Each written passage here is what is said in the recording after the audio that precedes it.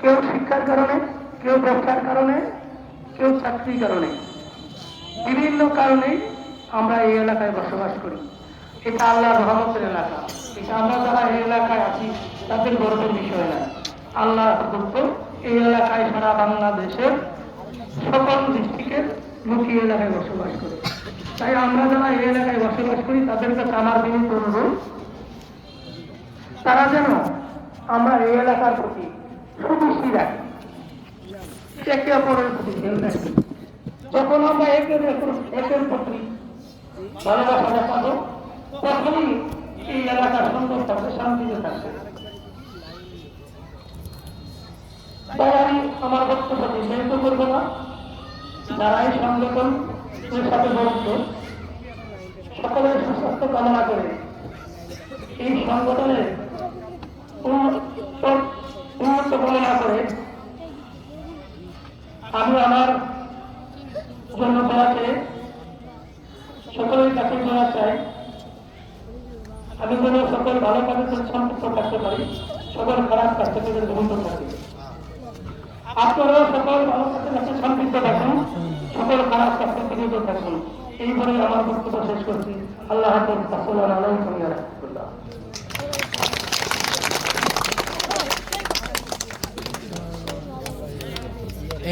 এটাও তুলে দেয় একটু। আশিলিয়াত আপনারা দর্শক সহকারে দেখুন, কারণ এখানে একটু তদারকের ব্যবস্থা আছে।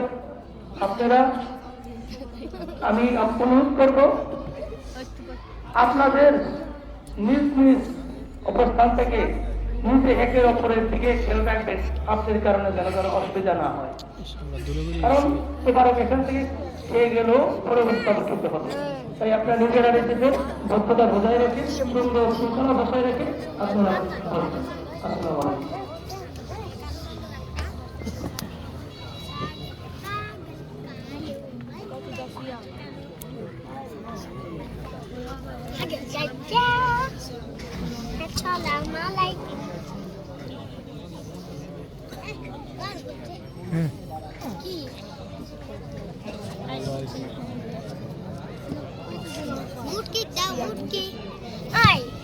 করো মামা।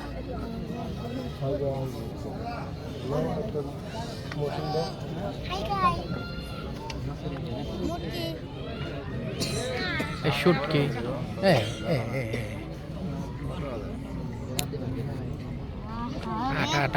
আদান দিয়ে দিবানি। ঠিক কথা কইছি সেটা যাইয়ে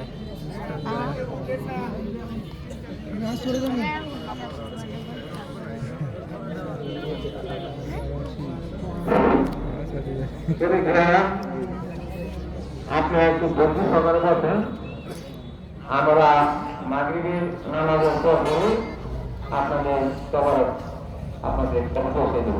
আপনারা একটু ধৈর্য সহকারে বসেন, বাবাকে একটু ঘোরাফেরা করে, তারপরে মাগরিবের নামাজের পরে যার যারা আনন্দ করতে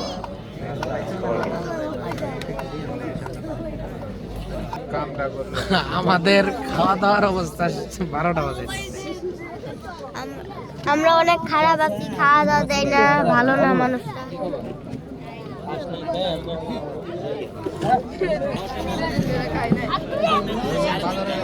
এখন সবাইকে খাবার বিরতি গাইস।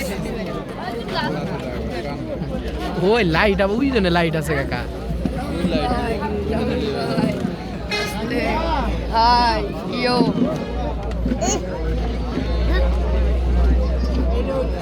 আমার বেশি